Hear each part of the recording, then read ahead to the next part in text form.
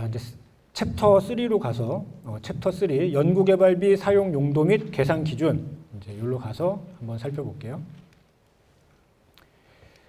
우선 연구개발비 예산 구성이 나오는데 직접비, 간접비, 뭐 인건비, 장비, 재료비, 수당 뭐 이런 것들.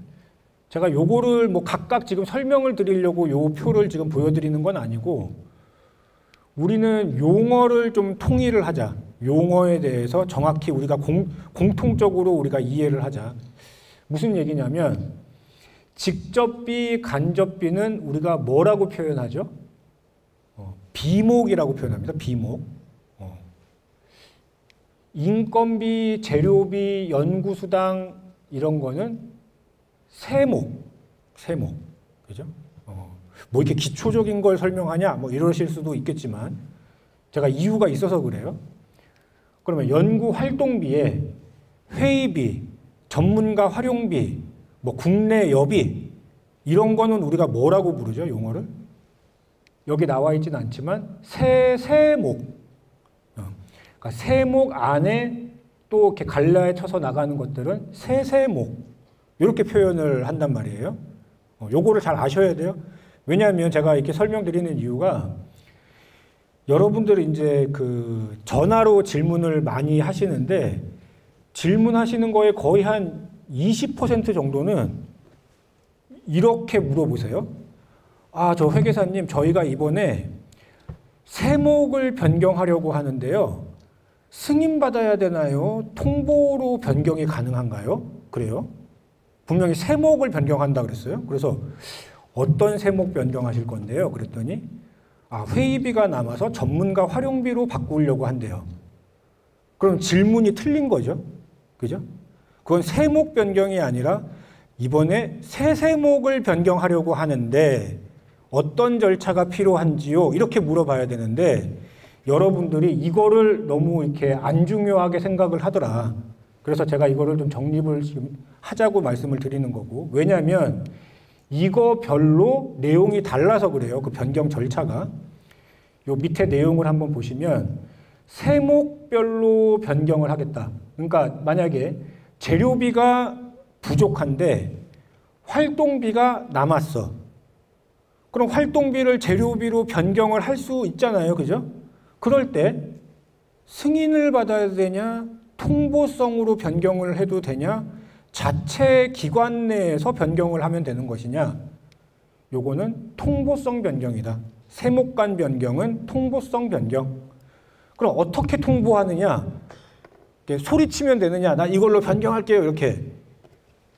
통보는 사업관리 시스템에 연구 활동비 예산을 마이너스 치시고 재료비 예산을 플러스 하시면 그걸로 통보가 된 거다.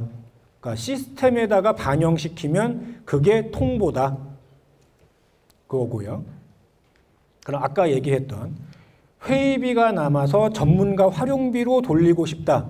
이거는 그러면 뭐의 그 변경이죠? 세세목 변경이에요. 또는 세목 내에서의 변경. 또는 세세목 간의 변경은 뭐냐? 통보성 변경도 아니고 그냥 연구기간 자체 변경 사항이다. 그러니까 통보도 필요 없다. 얘는 그냥 기관 내부에서 이제 그 결제만 받으면 되는 거죠. 우리 내부에서 결제만 받으면 된다. 그래서 뭐 대표자분이든 뭐 전결 규정에 따라서 이번에 회의비가 남아서 전문가 활용비로 돌려 쓰겠습니다. 이렇게 내부적으로 결제만 받으면 끝. 그럼 비목 간의 변경은 만약에 간접비가 남아서 직접비로 돌려 쓰고 싶다. 간접비가 남아서 직접비로 돌려 쓰고 싶다.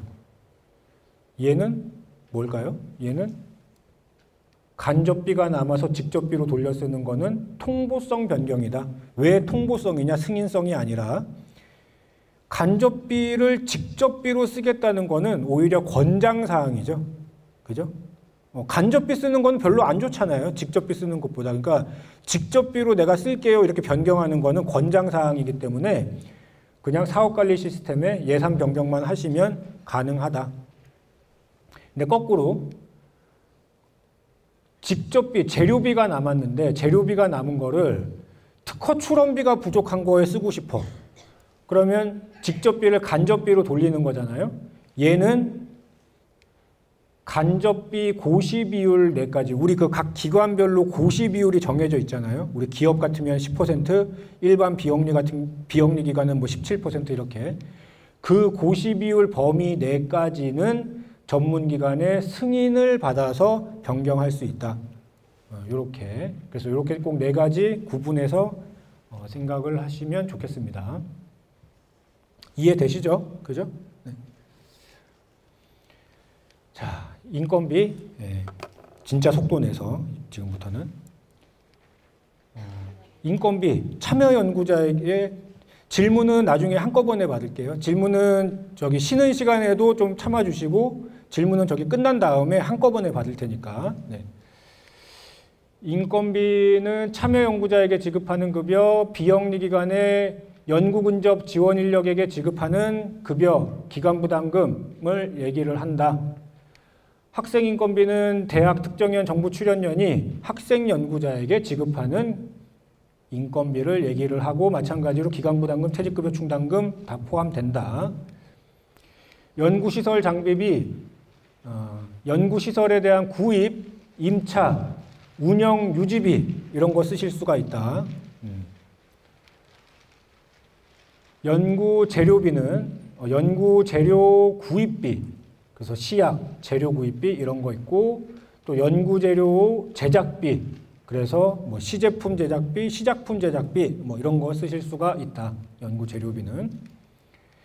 연구활동비는 지식재산 창출 활동비, 외부 전문기술 활용비, 회의비, 출장비, 소프트웨어 활용비, 연구실 운영비 등등등 이렇게 쓰실 수가 쭉 있는데 이렇게 보면은 뭐가 중요한지를 모르잖아요. 그죠? 그래서 어떻게 좀 이거를 이해를 하시면 좋냐면 일단 지식재산 창출 활동비는 어떤 점을 주의하셔야 되냐. D 페이지에 D에 우리 슬라이드 번호 21페이지에 간접비하고 좀 비교를 해서 제가 설명을 드릴게요. 간접비에 보시면 성과활용 지원비에 지식재산권 출원 등록 유지비가 있어요. 지식재산권 출원 등록 유지비가 있는데 가만 생각해 보시면 지식재산권 출원 등록 유지비는 지식재산권은 사실은 다 나왔어. 사실은 다 나왔어. 우리가 연구개발이 다 이루어져서 다 나온 거를 내가 권리 확보라든지 행정 처리를 위해서 사후적으로 지출을 하는 어찌 보면 행정비용일 뿐이다. 그죠? 연구에 소요된 비용이 아니란 말이에요. 연구에 소요된 비용이 아니란 말이죠. 지식재산권 출원 등록 유지비는. 그러니까 원래는 연구비가 아니다. 그런데 수고했으니까 그래도 지식재산권까지 출원 등록을 하는 거니 이 행정비용까지는 연구비로 인정해 줄게 대신 간접비로 이런 개념이고요. 그에 반해서 아까 연구활동비에 지식재산 창출 활동비는 보세요. 같은 뭐 지식재산이라는 말이 나왔지만 성격이 전혀 다릅니다. 기술 특허 표준 정보에 대한 조사 분석, 전략, 특허 전략 수립 비용 등 이런 거는 그야말로 연구개발이 종료되기 이전에 연구개발 과정에서 또는 앞 단계에서 정말 적극적으로 연구활동에 소요되는 그런 활동에 대한 비용이기 때문에 얘는 당연히 직접비다. 간접비가 아니라 아까 지식재산권 출원 등록비처럼 그런 간접비가 아니라 얘는 당연히 직접비고 연구활동비로 들어가는 거다. 이제 이런 개념이고요. 또 간접비랑 또 비교를 하면서 제가 설명을 드린 마당에 추가해서 과학문화활동비, 여기 이제 간접비인데요. 간접비에 또 보시면 과학문화활동비가 있어요. 그래서 연구개발과 관련된 홍보를 위한 과학 홍보물, 뭐 행사 프로그램 체험활동 등은 간접비로 들어간다. 그래서 제가 질문을 하나 내볼게요. 질문을 내는 게 아니라 제가 이제 또 받는 자주 받는 질문 중에 어떤 질문이 있냐면 전화가 와요. 그래서 받아봤더니 회계사님 저희 이번에 전시회를 참가를 하는데 전시회 참가비는 연구 활동비로 가능한 거죠. 왜냐? 세미나 참가비 이런 게 있으니까 세미나 참가비로 보고 전시회 참가비도 우리 쓰면 되는 거죠. 연구 활동비로. 이렇게 이제 물어보시는 거죠. 그러면은 저는 대답을 드릴 수가 없어요. 왜냐하면 전시회를 만약에 전시회를 과학 문화 활동의 목적을 가지고 전시회를 참가한다. 즉 예를 들어서 우리가 이제 시제품 같은 걸 다 만든단 말이죠. 다 만들어 가지고 박람회나 전시회나 이런 데에 우리 회사의 부스를 별도로 만들고 우리가 팔려고 하는 그 개발된 제품을 들고 나가서 거기서 이제 막 홍보도 하고 마케팅도 하고 그러는 거예요. 걔는 그런 전시회에 참가하는 비용은 간접비의 과학문화활동비다. 아니 걔는 왜 간접비로 가냐? 왜냐? 개발이 다 끝났기 때문에. 개발이 끝나고 이제 판매를 위해서 우리가 판매 목표로 소요되는 비용은 연구개발비가 아니잖아요. 그거는 판매를 위한 비용이지. 그래서 원래는 연구비가 아닌데 그래도 고생했으니까 간접비의 과학문화활동비로는 인정을 해줄게. 이제 이런 개념이고, 만약에 그게 아니라 전시회를 참가를 하는 목적이 그게 아니라 내가 전시회를 참가를 해서 조사하고 분석하고 전략을 수립하기 위해서, 즉 다른 회사가 어떻게 지금 개발을 해오고 있는지, 소비자의 트렌드는 요새 어떤지, 북미 시장의 변화는 요새 좀 어떤 동향인지, 유럽 사람들은 어떤 걸 좋아하는지, 어떤 기술들이 지금 막 나오고 있는지, 이런 것들을 내가 견문을 넓혀가지고 과제 결과를 만들어내는데 도움을 받기 위해서 나가는 전시회 참가는 그야말로 연구 활동이기 때문에 당연히 직접비고 그거는 연구 활동비로 쓰면 된다. 이제 이렇게 좀 구분을 해서 생각을 하셔야 되고요. 그래서 지식재산 창출 활동비까지 설명드렸고, 외부 전문 기술 활용비 또 설명드리면, 기술 도입비, 전문가 활용비, 연구개발 서비스 활용비를 외부 전문 기술 활용비라고 하는데, 아까 제가 비율 한도 정리해 놓은 표에 보면 외부 전문 기술 활용비는 직접비의 40%까지밖에 못 쓴다는 그런 한도가 있단 말이에요. 그렇기 때문에 여러분들은 한도를 관리를 하려면 외부 전문 기술 활용비에 무슨 금액들이 들어오는지를 알아야 그 한도를 관리하실 수 있잖아요. 그죠? 그러니까 그럼 한번 보자. 뭐가 외부 전문 기술 활용비인지. 기술 도입비. 정확히는 모르겠지만 그래도 알 것 같아. 내가 뭔가 외부에서 기술을 도입할 때 들어간 비용 아닐까? 이런 이제 느낌이 들잖아요. 그러니까 그런 걸 거고. 전문가 활용비. 이거는 우리가 아주 잘 아는 비용이죠. 그 외부 전문가분들한테 자문료, 수당 이런 거 드리는 것들, 이런 거. 근데 세 번째 보니까 연구개발 서비스 활용비가 뭔지 아세요? 연구개발 서비스 활용비가 뭔지? 이거를 알아야 뭐가 외부 전문 기술 활용비인지를 알게 되고, 그래야 직접비 40%까지를 관리하실 수가 있잖아요. 그죠? 그러니까 이 연구개발 서비스 활용비를 알아야 이걸 관리할 수 있단 말이죠. 근데 이걸 뭔지를 모르는데, 그러니까 저도 처음엔 몰랐어요. 근데 가만히 고민해 보니까 이렇게 하면 되겠구나. 연구개발 서비스 활용비는 우리가 외부에다가 의뢰하는 비용들, 또 용역 발주 나가는 비용들, 또는 시험 검사 비용 나가는 것들, 임상 시험비 나가는 것들 외부에다가, 그런 외부에 나가는 그 물품 구매 말고요. 물품 구매 말고 모든 외부에 나가는 용역비들 중에 죄송해요. 앞으로 조금 돌아올게요.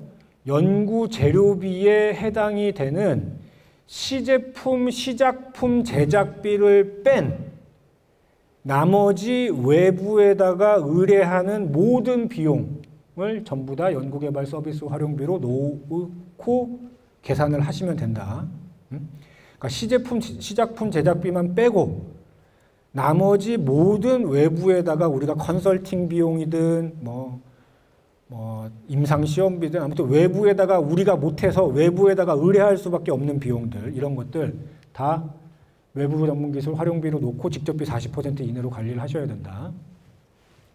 그거고요. 그 다음은 회의비는 읽어보세요.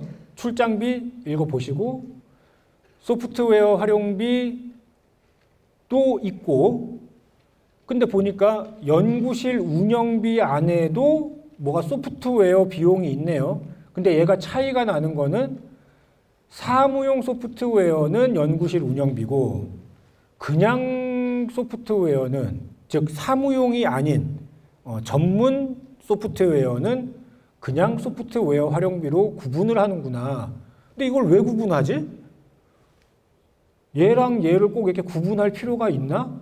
있죠. 왜냐하면 우리 기업은 연구실 운영비는 별도로 제한을 받으니까 쓰시는 데 있어서 그 뒤에서 설명 다시 드릴게요. 그래서 얘는 연구실 운영비로 별도로 묶어놓은 것이다.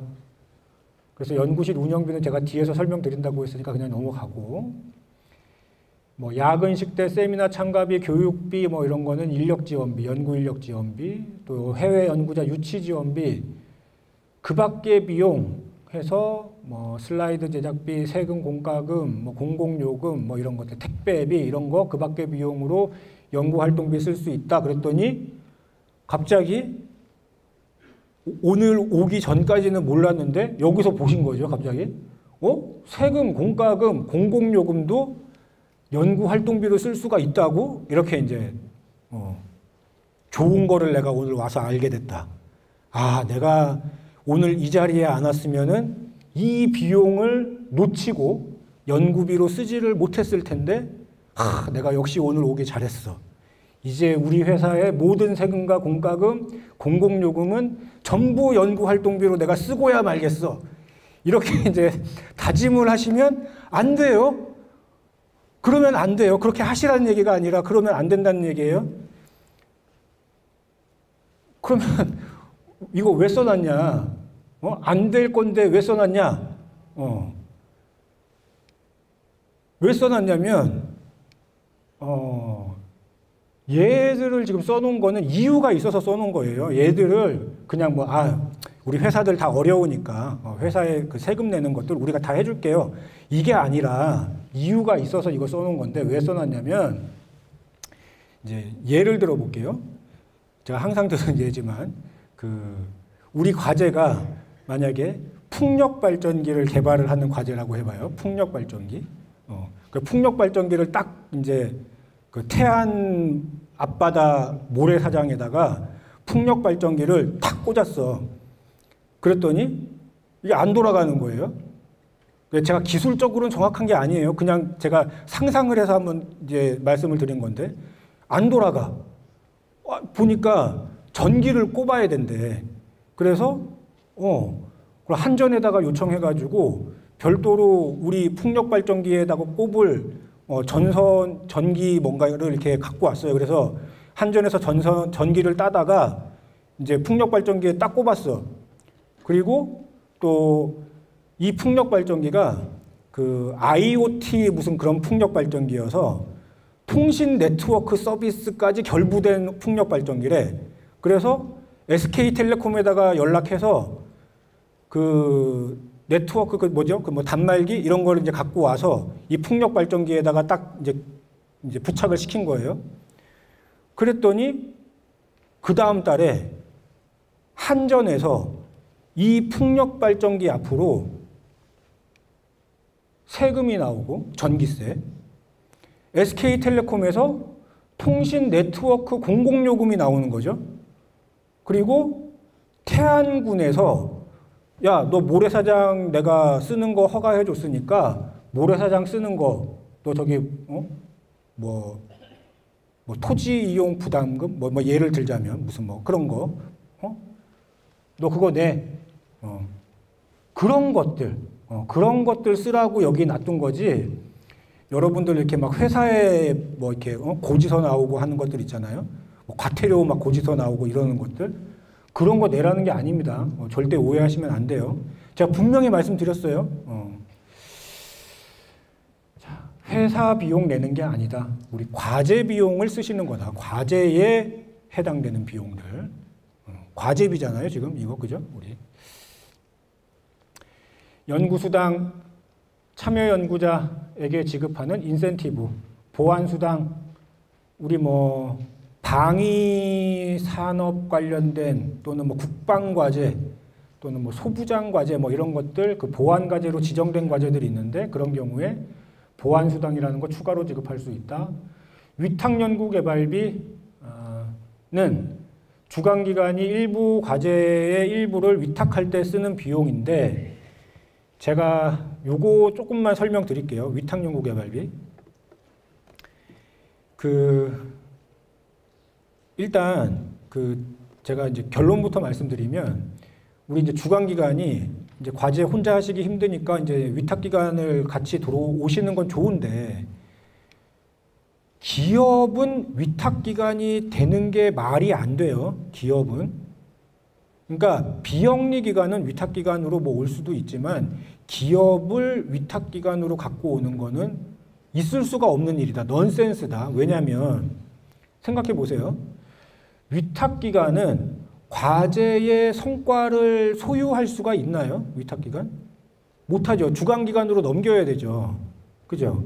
주관기관으로 넘겨야 되고 또 중요한 게 위탁기관도 지금 제가 설명드리는 연구개발비 사용 기준 있잖아요.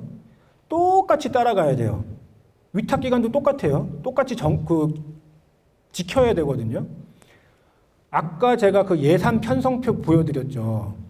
거기에 직접비, 간접비가 있었지 이윤이 있어요? 이윤이?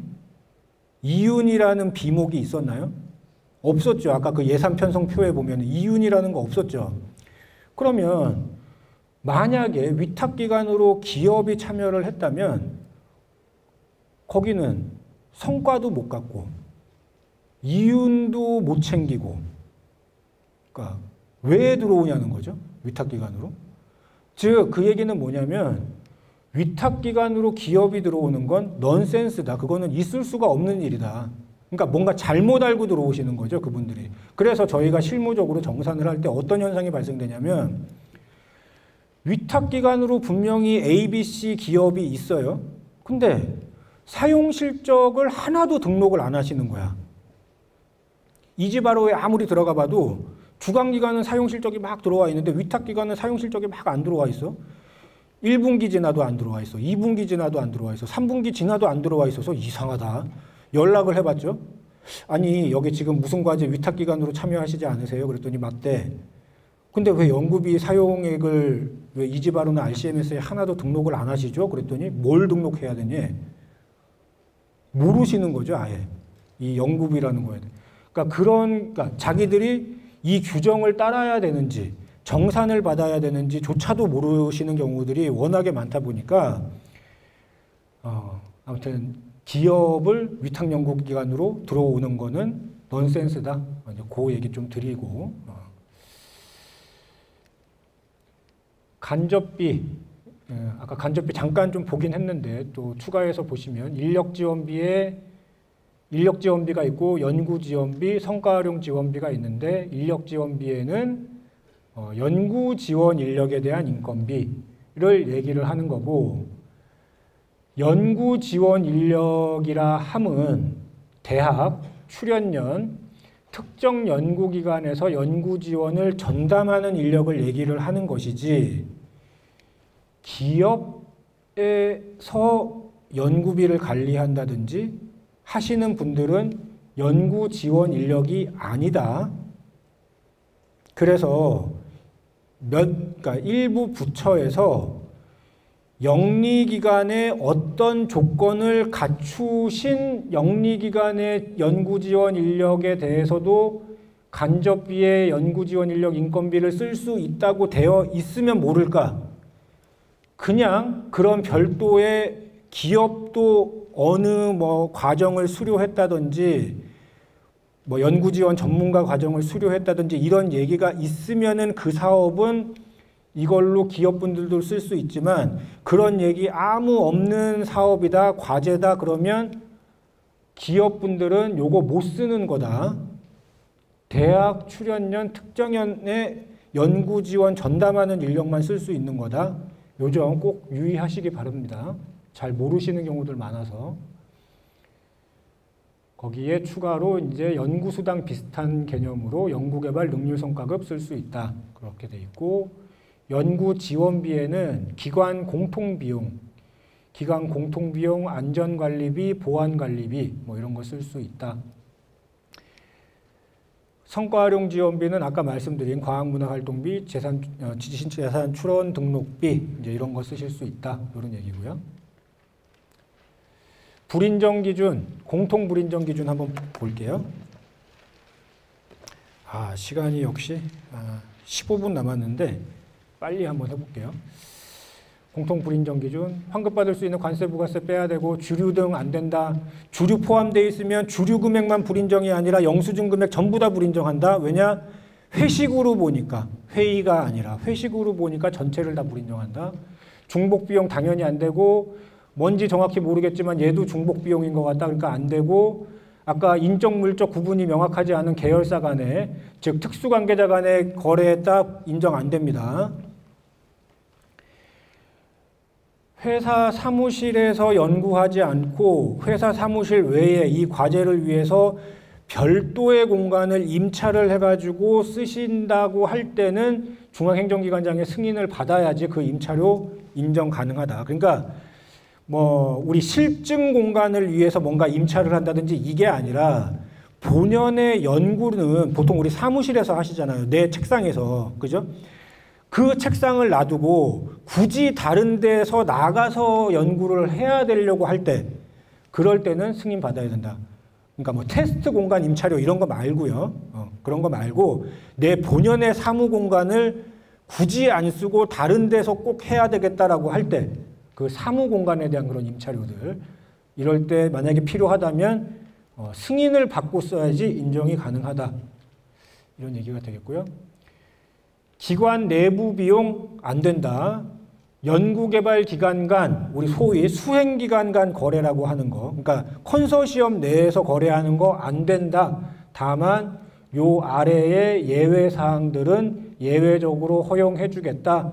대표적인 게 비영리기관이 공동활용을 위해서 구축한 시설 장비를 사용하는데 사용된 그 사용료 이런 거, 공동장비 사용료 이런 거, 또 시험검사 분석에 소요된 비용은 아무리 컨소시엄 기관 내라고 하더라도 또는 우리 내부에서 사용된 비용이라고 하더라도 예외적으로 인정해 주겠다. 이제 그런 얘기고 요 밑에 내용들은 한번 읽어보세요. 인정받으려면 어떻게 해야 되느냐? 내가 증빙을 할 수 있어야 된다. 그러니까 내가 잘못 쓴 거를 너가 찾아봐 이게 아니라 내가 제대로 썼다는 걸 내가 입증을 해야 된다. 입증을 못 하시면은 불인정이다. 다시 얘기하면 입증 책임이 여러분한테 있다는 거예요. 그래서 회계법인이 자꾸만 귀찮게 확인이 필요할 때는 이 자료를 제출하세요. 저 자료를 제출하세요. 확인을 해주세요. 이렇게 요구를 드리는 게 여러분들이 입증 책임을 갖고 있어서 그런 겁니다. 자체 규정에 따라서 구매 검수해야 되고 연구개발기간 종료일 이전에 사용돼야 되고 다만 아래에 이런 것들은 종료일 이후라고 하더라도 실적 보고서 제출일까지는 쓸 수 있다. 쭉쭉쭉 나오고 아까 25년 2월 달에 추가됐던 거 시험 분석서 발행 비용 요거 개정사항 말씀드릴 때 설명드렸죠. 그죠? 그 외에도 이런 것들 있다. 연구비 카드 써야 된다. 또는 세금 계산서 통해서 계좌이체로 써야 된다. 해외에다가 물품, 해외에다가 자금 보내야 될 때는 불가피하게 현금으로 자계자이체 받아서 전신한 송금이나 이런 걸로 송금할 수 있다. 이런 얘기가 되겠고요. 여기 25페이지는 시간상 생략드리고, 자, 26페이지에 인건비는 어떻게 계상을 하느냐? 내용은 복잡해 보이지만 이거죠. 우리 회사의 급여, 보수 규정, 급여 규정, 보수 규정에 따라서 회사가 지급할 의무가 있는 지급하는 금액에 우리 과제의 인건비 계상률만큼이 인건비로 계상할 수 있는 금액이다.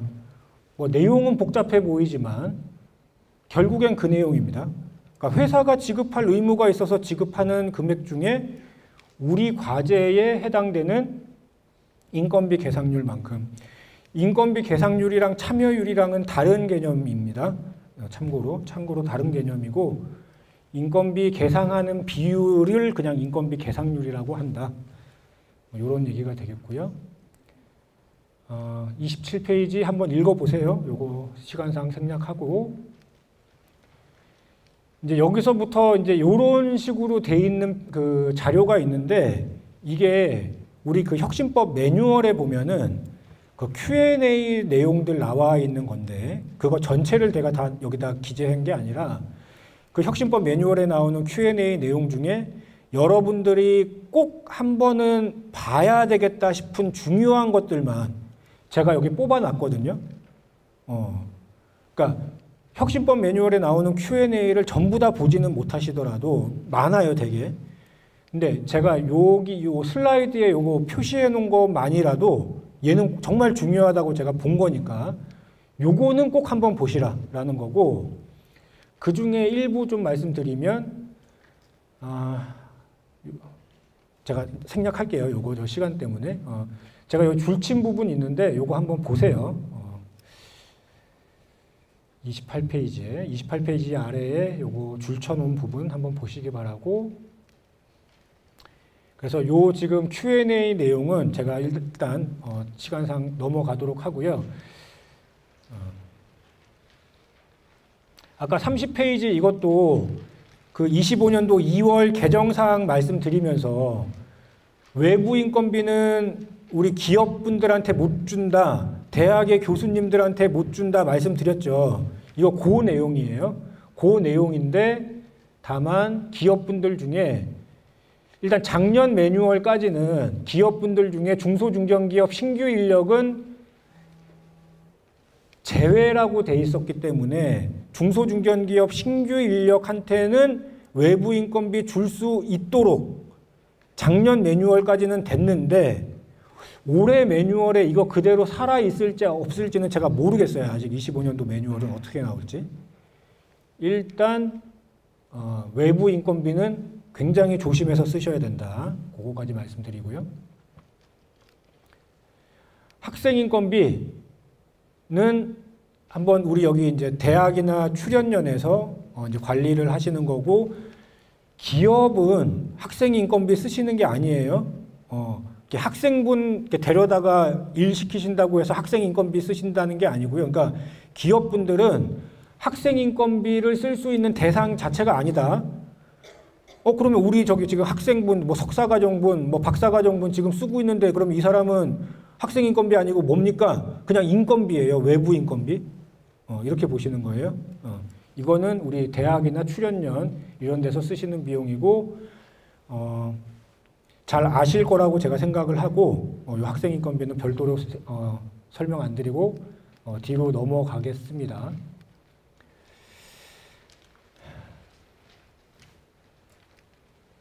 네, 39페이지, 요거 지금 그 페이지 번호가 가려져 있는데요.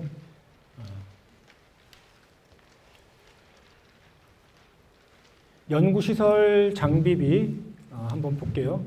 연구시설 장비비는 사용 기준도 기준이지만 심의 과정, 심의 절차를 잘 지키셔야 되고, 일단 1억 원 이상인 경우에 국가연구시설 장비심의위원회 이제 뭐 우리 소위 엠팩이라고 하는 그 과기부의 그 엠팩에서 심의를 받아야 된다. 뭐 3천만 원 이상일 경우에는 전문기관의 연구개발과제 평가단에서 심의를 받아야 된다. 뒤에서 제가 조금 더 구체적으로 산업부 과제 산업부 규정 설명하면서 좀 더 도표로서 보여드릴게요. 그리고 시설 장비비는 단계 기간 종료 2개월 전까지 구입이 돼야 된다. 아까 설명드렸죠. 그죠? 만약에 여러 단계에 거쳐서 구축을 하시게 되는 경우엔 중앙행정기관장의 인정이 있어야 되고 구축이 완료되는 단계 종료일에 2개월 전까지 들어와야 되는 건 마찬가지다. 아까 설명드렸죠? 그죠? 그리고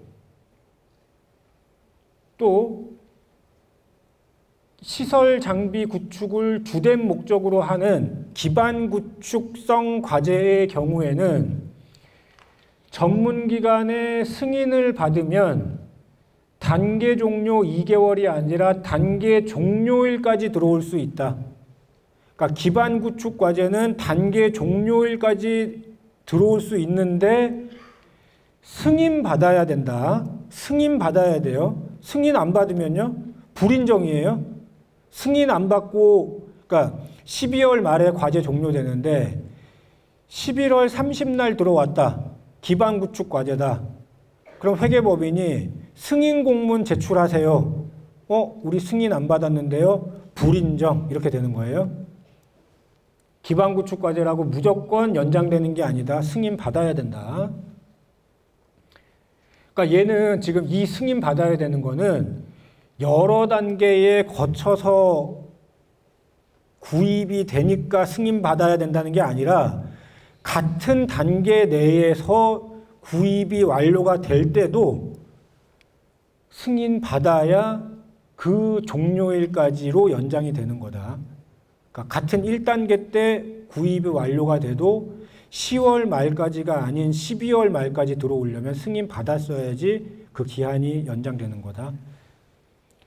연구 재료비는 그냥 넘어갈게요. 그냥 한번 보시고요. 연구 활동비, 요거 아까 다 설명드렸어요. 지식재산권 창출 활동비, 요 출원 등록비는 간접비다. 그래서 활동비는 불가능하다는 거고, 외부 전문 기술 활용비, 직접비 40%, 회의비 식대, 사전에 내부 결제 완료된 것만 회의비 식대 쓸 수 있다. 10만 원 이하의 회의라고 하더라도 목적 일시, 장소, 내용, 참석자 명단, 영수증까지 다 구비해야 된다. 10만 원 이하여도 내용까지 다 적으셔야 돼요. 10만 원 이하여도 내용까지. 10만 원 이하라고 일시만 적고 누가 참석했는지만 적고 그냥 제출하시면 계속 보안사항 나가요. 내용 적어 오시라고. 출장비, 공무원 아닌 경우에는 기관 자체 규정, 공무원 여비 규정 중에 선택이다. 이렇게 됐기 때문에 예전에는 그냥 이런 규정 없었을 때는 우리 그냥 자체 규정 없어서 그냥 우리는 실비로 하고 있었는데요.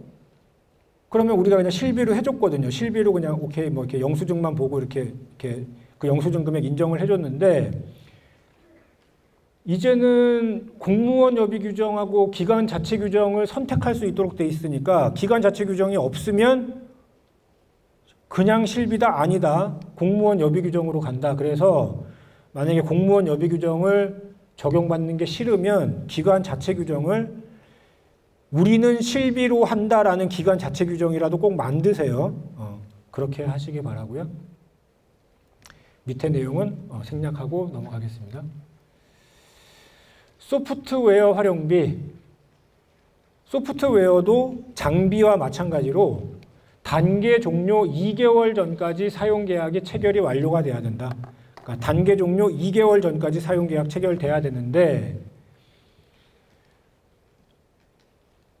하지만 만약에 그러니까 요 윗줄 요거는 무슨 얘기냐면 사용계약 기간이 연구개발 기간을 초과하더라도 사용계약 기간이 최소 단위임을 소명하면 사용계약 기간에 대한 점체 금액을 다 가능하다.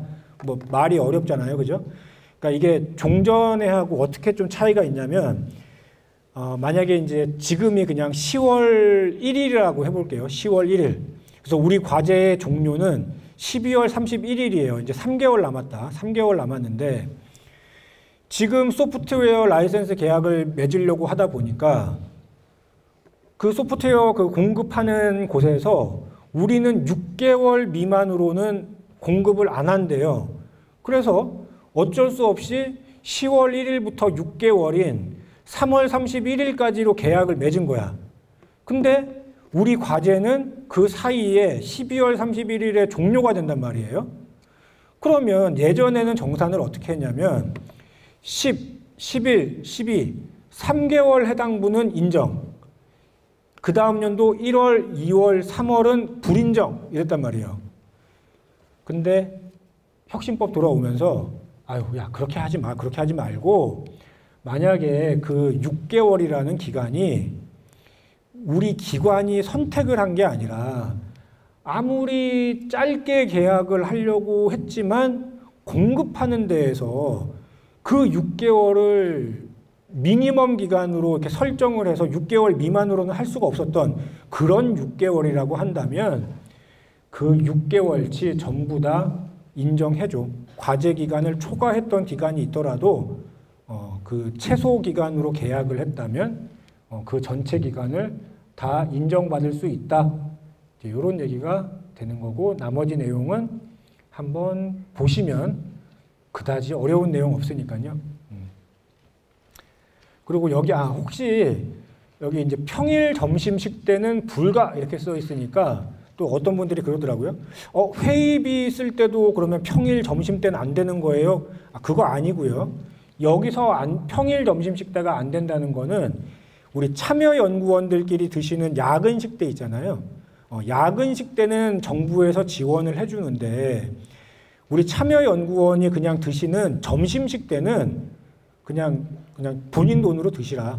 그것까지 정부가 어떻게 지원해주냐. 그러니까 야근은 좀 고생하시니까 정부에서 지원해주지만 그 참여연구원이 그냥 점심 때 밥 먹는 거는 그냥 원래 밥 먹잖아요, 우리. 그죠? 그러니까 그거는 그냥 각자 돈으로 먹어라. 그런 얘기가 되겠고 당연히 회의비는 점심 때도 쓸 수 있어요. 평일 점심 때도 회의비 식대는. 네. 자, 그리고 요 표 아까 말씀드렸지만 워낙에 잘못하시는 분들이 계셔서 다시 한번 말씀드릴게요. 원래 전문가 활용비, 그러니까 수행기관 간 거래가 안 되는 것처럼 수행기관 간에도 전문가 활용비 지급은 안 돼요. 수행기관 간에 전문가 활용비 지급은 안 되는데 다만 예외적으로 되는 케이스가 예외적으로 있다. 뭐냐? 서로 비영리기관이어야 된다. 아까 말씀드렸죠?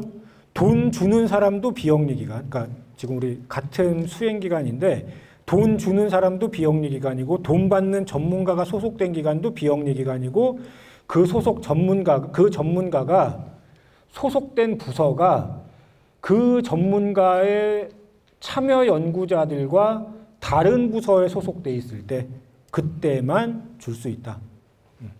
그거. 그러니까 기업이 어디 하나 들어왔다. 돈 주는 사람이 기업이다. 돈 받는 전문가의 소속이 기업이다. 그러면 무조건 안 되는 거예요. 수행기관 간 거래로. 무조건 안 된다. 기업이 껴있으면. Q&A는 넘어가도록 하고요. 연구수당. 아까 말씀드렸죠. 개정사항에 적정하게 사용한 수정인건비의 20%까지라는 한도로 개정됐다고. 그전에는 적정사용이라는 말이 없었는데 이제 적정사용 수정인건비라고 바뀌었고 인건비면 인건비지 수정인건비는 뭐야? 이제 이럴 수 있는데 수정인건비는 현물은 포함 연구 근접 지원 인력의 인건비는 빼요. 인건비는 인건비지만 연구수당 그 한도 구할 때는 연구 근접 지원 인력에 대한 인건비는 빼고 학생 인건비는 포함, 미지급 인건비는 포함 해가지고 그거를 수정인건비라고 하고 그 중에 정산에서 최종 인정된 적정사용 수정인건비의 20%까지가 하나의 한도고 또 하나의 한도가 여러 가지 한도가 있어요. 처음 시작할 때보다 증액이 안 된다. 처음 협약 시 연구수당 금액보다 증액 불가. 다만 아주 예외적인 케이스일 때 전문기관 승인받아서 증액도 가능한데 이런 케이스는 아주 예외적인 거니까 그냥 아무튼 안 된다 이렇게 생각하시면 되고요. 한 명한테 70% 이상 지급하는 경우 안 된다. 특정인이 70% 이상 초과받으면 안 되고 직접비 사용 비율의 20%포인트를 가산한 비율 이상으로 받아갈 수 없다. 초과해서 받아갈 수 없다. 그거 아까 말씀드렸죠. 직접비 사용 비율 뭐 40% 이거 얘기 드렸던 거. 그 얘기고 연구수당은 다음 단계로 못 넘어간다. 아까 계속비는 제가 다 넘어간다 그랬죠. 계속비는 자동 2월 된다 그랬잖아요. 연구수당도 계속비로는 다 넘어가요. 근데 다음 단계로 2월 되는 거는 무조건 안 된다. 그러니까 전문기관 승인 대상 자체가 아니다. 보안수당 이런 게 있구나 한번 보시고요. Q&A 넘어가고 위탁연구개발비 한번 보시고 간접비, 인력지원비, 연구지원비, 성과활용지원비, 직접비 사용 비율에 연동되는 거 아까 설명드렸던 거 50% 이내냐 초과냐 그 내용이고 별도 설명드리지 않고 넘어가도록 하고 간접비 비율 조정도 한번 읽어보세요. 이거 뭐 흔한 케이스는 아니기 때문에. 그리고 간접비 증액 아까 고시비율 내에서 전문기관 승인받으면 고시비율 내까지는 증액도 할 수 있다. 사전 승인 사항이다. 고시비율 내까지. Q&A 넘어가고 제가 그리고 아까 직접비 사용 비율 뭐 말씀을 드릴 때 그냥 직접비 사용 비율 이렇게 사실 말씀을 드렸지만 조금 복잡해요. 그래서 딱 봐도 복잡해 보이죠, 뭐가? 그죠? 표가? 이게 50페이지인데 이지바로 사업이랑 RCMS 사업이 직접비 사용 비율 내는 공식이 달라요. 공식이. 근데 가만 뜯어보면 전혀 복잡하지 않은 게 RCMS는 그 직접비 사용 비율이니까 비율은 항상 분모분의 분자잖아요. 비율은. 분모 분자가 항상 단계 금액이에요. 그냥 단계 금액. 단계 예산 총액, 단계 사용액 총액. 근데 이지바로 사업은 분모 분자의 단계 금액뿐만이 아니라 전 단계에서 넘어온 전 단계 2월금 예산까지 분모 분자에 반영된다. 그런 차이가 있다. 다만 하나 유의하실 게 간접비의 직접비 사용 비율 구할 때 분모에서는 전 단계에서 넘어온 예산이 가산되지 않는다. 요것만 차이 나요. 요거는 왜 이렇게 해놨냐면 플러스를 빼면은 비율이 올라가죠.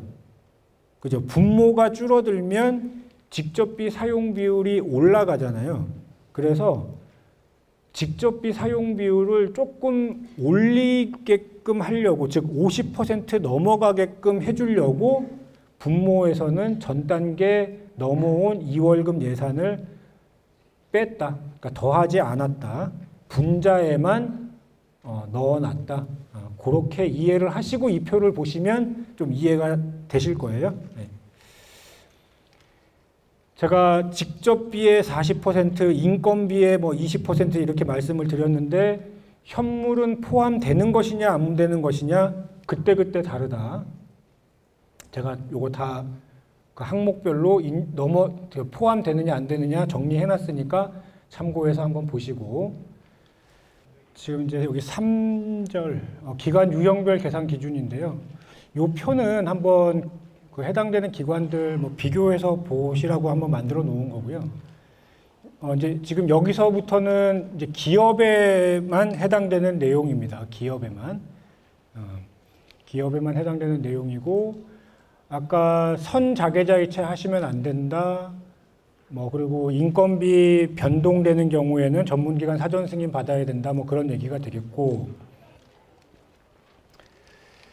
현물 시설 장비비 관련해서 그 현물과 관련된 내용인데 요 내용 한번 보시고요. 그리고 아까 제가 연구실 운영비에 대해서 뒤에서 한꺼번에 설명드린다고 말씀을 드렸었는데, 연구실 운영비에 대해서 한번 이제는 이제 잘 많이 아실 것 같은데요. 한번 좀 보겠습니다. 영리기업에만 일단 해당되는 사항이고, 영리기업의 연구실 운영비는 크게 보면은 이렇게 세 가지 비용으로 구분이 된다. 그래서 소모성 사무용품, 연구실 운영 소모성 비용, 비소모성 물품. 그래서 왼쪽에 두 가지는 소모성이라는 공통점이 있고, 맨 오른쪽은 비소모성이다. 이제 이런 차이가 있고요.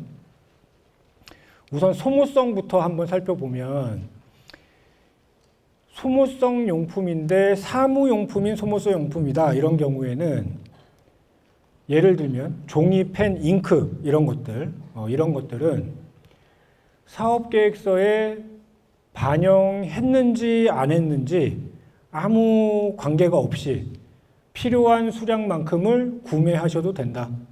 그러니까 뭐 사전에 뭐 명시를 해놓든 뭐 그런 거 상관없이 필요한 수량만큼 구매하셔도 괜찮다. 종이, 펜, 잉크.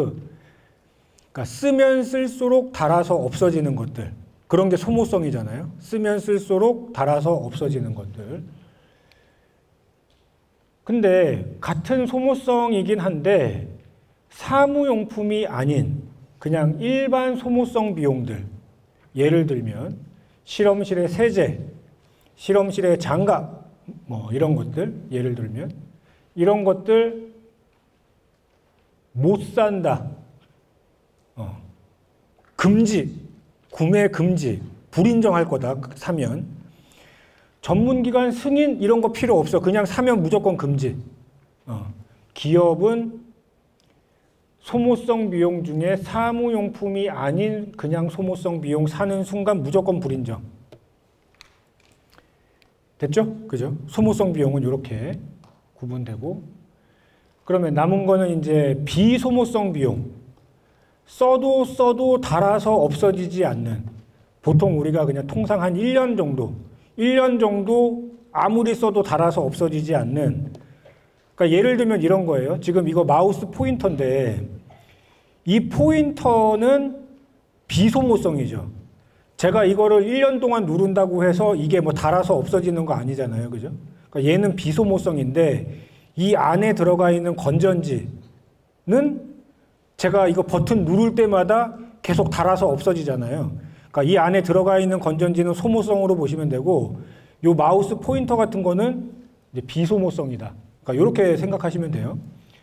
즉 비소모성인 기기, 소프트웨어, 비품, 뭐 냉난방 기기 이런 것들, 즉 우리 범용성 비품이라고 하는 것들, 이런 것들은 협약 체결 당시 때 별지 서식 이름이 영리기관의 연구실 운영비 활용 및 관리 계획서라는 서식이 있어요.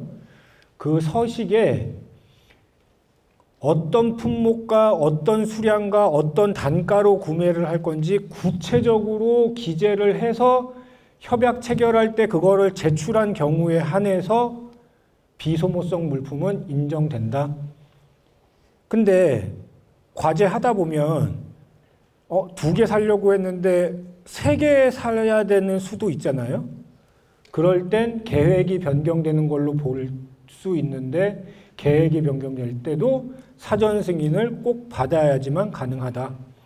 그래서 예를 들면 총 금액이 변경된다든지 품목을 바꾼다든지 수량을 증가한다든지 특정 품목의 수량을 증가시킬 때 이럴 때 다 계획 변경으로 보고 사전 승인을 받아야 변경된 내용으로 구매했을 때 불인정받지 않는다.